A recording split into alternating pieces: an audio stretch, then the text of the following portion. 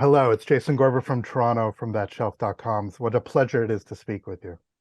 I love it. Me too. Me too. Lovely to see you. Big shelf. So let's talk. We're going to talk about a bunch, but let's specifically talk about Flashdance, about it coming sort of back to life in this new amazing restoration. What very famously, Roger Ebert hated this film, and he thought it was superficial and he thought it was silly.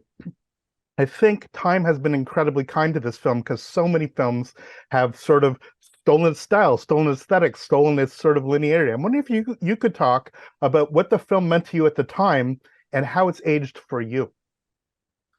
Well, at the time, I was sort of dubious about making it, and I actually turned it down twice, which was very difficult because nothing else that I was trying to do was coming off. You're a good company. David Cronenberg and De Palma also turned it down as well. That's interesting, really. I didn't know that. Yeah, that's so funny. But in the end, I thought, shit. And it was a lady called Dawn Steele, who was an executive there, and she was, come on, do it. It'll be fun. I remember she walked, but there was we went to lunch, and I remember going past this sort of lingerie store, and she said, it's all that. That's what it is. That's what it is. She would say, do it. And so I just thought I'll do it and try and make it exciting and make the dances good. I thought that quite early on, I thought, well, I want to do a wet dance because I thought that would be fun, with all the water flying off her and hitting people in the audience, and that it would make her body look good and be dramatic, but I didn't know how to do it. I had no idea what I was doing. I had to try and tell the executives at Paramount what it was going to look like, and they were all sitting on these bleachers. It was very, very scary, very frightening. And I was at the bottom with this dancer who had a hose pipe round her. I'd wound this thing round her because I hadn't got a clue. Like an anaconda, but water. It's pathetic. It was pathetic. No lighting, nothing. Yeah. And they all looked down on me like like there was no way on earth this was going to work out. And I remember it was very intimidating. But sort of by trial and error, I managed to make it work. When we shot it. First off, I was shooting the wrong way. I always remember this. I was shooting the girl against a white background, and the water wasn't showing up. And suddenly I realized, well, of course it's not showing up because it's white on white. It's the water on a white background. So I turned around and did it against the dark of the bar, and it worked out. Suddenly you saw the water. It's as stupid as that, really. Well, you said, it's very interesting that Dawn Steele played such a major role in this. Obviously, one of the most powerful women in the history of Hollywood.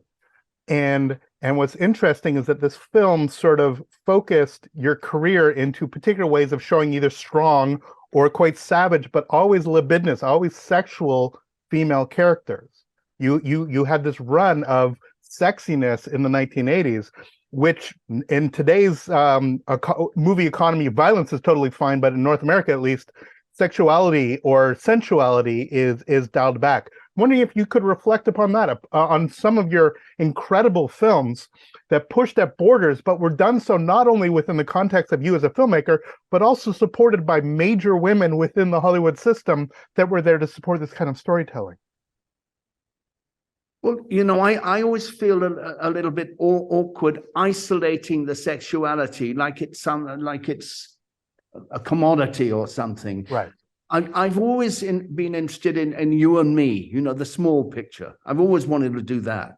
And been impressed by Matrix or whatever, a movie like that, but I haven't wanted to do it myself necessarily. So, but what's interesting is that people remember the sex. You can make a movie like Fatal Attraction, and there's maybe 2 minutes of sexuality in it, if you like, once on the sink and once in the elevator. But that's what people tend to remember. But it's part of any relationship. So I haven't sought out to make sexy films, really. I've just, that's just been part of the relationship. Well, I guess I'm wrong, really, because Indecent Proposal was very much about that. I mean, Here's what I'm getting at is that modern films will use violence to get at the maximum human emotion. that's So right. at the point of fear or that your life's in danger. And what many of your films do, including Lolita, is to deal with what is the ultimate human experience when that human experience is something as complicated, tragic, or wrong as sensuality. And I Yes. think that that's what ties your films together in quite an interesting way, but also makes you out of step. It's a much more European way of looking at it than it is North American. I'm wondering if you have felt that tension in your own filmmaking. Well, I felt, I mean, for example, in Flashdance, which was generally reviewed badly. I mean, I had brutal. I had one guy, I wrote it down. I had one guy who said, "Don't look for publicity," he said, on this film. "Just look for strategic signs of pollution." And another guy, a guy called Ben Stein, said it was a state of the art in filmmaking. So in the end, both are wrong, hopefully. Now I've forgotten what I was going to say.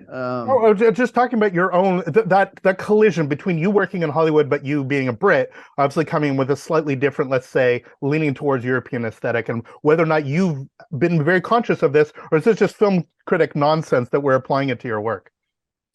Yeah, well, it's interesting though.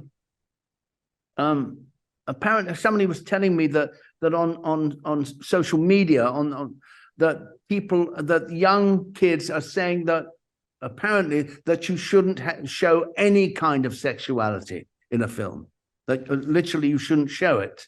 But you're right, you know, there's no problem with having somebody's head blown off. It's terribly strange, really. I mean, there was a lot of anger, I remember, literally, about me focusing my camera on Marine Yahan. It was the dancer, on her legs, on her thighs, you know, which looked marvelous. I mean, she just had a marvelous body, and it seemed so silly not to, you know, and when showing that workout thing. And look, so one of the most sensual moments you have in the entire film is a dude leaping over the camera, the breakdancing sequence. That's right. That's funny. Yes, yeah. I mean, that was everybody. There was a gymnast and there was a break dancer, and so that was something good that the studio did. They got, you know, we added to the finale of it by putting the break dancer in and putting. Fabulous. In this, so they're officially in the credits now, as opposed to the excuse they gave at the time where we didn't want the credits to run too long. Yeah, sure. It's like when they originally said that C-3PO wasn't actually Anthony Daniels, but that's a whole nother story. 20th Century Fox had a history of this too. Funny. I want to talk about the music because in fundamental ways, yes, this started Simpson Bruckheimer off in this crazy run, but in many ways, this absolutely joined in with the MTV aesthetic. And I'm wondering how much your commercial work or even the music video work did it. Yeah. It almost started. The MTV only really started at the end of the movie, when the movie was being brought out. So it was I've forgotten what I was going to say. Sorry, I'm too enthusiastic. Well, this is what I'm getting at: is that your film helped launch the entire MTV aesthetic, the quick cuts, the dancing against the dancing against black. One way it's been described is to sort of hide some of the stunt dancers, as it were. But nonetheless, that aesthetic, that very wet aesthetic that you talked about, was 5 years of music videos on MTV, absolutely derived from your aesthetic. I'm wondering what response you had at the time and how you reflect back on that. Well, I mean, it's sort of gratifying when Dave Chappelle did a whole thing with Jennifer Lopez, I think. David Chappelle. Yeah. And so it's great. And there was another film who used different stuff falling on the girl's body, not water, but something else. I've forgotten. It was gold. It was bullets. It was bullets for a movie. So it's marvelous when that happened, especially when there was honestly so little enthusiasm for it just before it came out. And when people rang me up and said they're dancing in the theater in Times Square, it was marvelous to hear that. And the girls were in the street were wearing those T-shirts hanging off off their shoulders. It's funny how, I mean, I've always thought that my job really is a selector, not a director, a selector. You know, you're pulling locations, you're pulling moments that you've seen. I mean, for example, when Jennifer Beals, she was in a wardrobe session with me, and just to be quick, she pulled her bra off, and I still can't work out how she did it, but her bra, she was wearing a bra under the t-shirt, and she somehow got it out and pulled it down one sleeve, up out of one sleeve, and it was like a conjuring trick. And I remember seeing it, and I thought, fuck, I don't know how she did that, but I've got to use it in the film. So, you know, using that moment in the film when he's there, when Nuri is watching her, and they're sort of together for the first time, made it fun, you know, that made it less generic, if you like. Last question, because we have to wrap. But you talk about being a selector, metteur en scène, as the French say, a placer in scenes. But the selection of music, if you could talk about what role you had in bringing in Irene Cara, Michael Sambello, and how that shaped the film when you were in editing and putting, or was it simply the producers were saying, we got to throw this stuff in? What is the story of how the soundtrack affected the film and how the film affected your response to soundtracks? Well, I worked very closely with a guy called Phil Ramone, who was the music. We know who Phil Ramone is. Yeah, I mean, he was marvelous. I'm very old guy, you know, I mean, older than me, but very enthusiastic. And I remember I went in one day and I worked very closely with him, specifically on Maniac, actually, and on the two Maniac. And I went in to see him, you know, in the studio, and I said, listen, I heard something that was really interesting. It was a tune of Kraftwerk, you know, the German group. And I said, it's got a kind of a chiming thing, and a bing bong, like that. And I said, have a listen. I think it might work with the rhythm section of this. And it did, you know, and that made it that sort of very specific sound, the bing bong. It's funny, it's only a little thing, but again, it was a process of selection, really, of stealing something. I love that. I mean, there's a dance. And there was a magazine, marvelous magazine at the time called Twen. It was a German magazine, actually, but of design and fashion and everything under the sun. And there was a photograph of it with a wall that was like graph paper. You know, it was like crisscross like that. And I thought, I've got to use that, you know. And so I used that in the scene where the light comes out of the television, and do you remember that dance, you know, and the wind came out. So I love it when you can steal something from a magazine and put it in. And like I saw 2 light bulbs somewhere in a magazine, blue light bulbs. And I thought, I've got to use that. You know, I've got to use that. And I used that in the wet dance, you know, the just hangings. That's all it was, bar the chair. So that's fun, enormous fun. And in that era, it was magazines, you know. Obviously, it wasn't Instagram, which I love now. Instagram has actually taken over for me from magazines. You know, I used to put endless reference, all of them, all over my office. You know, before in pre-production.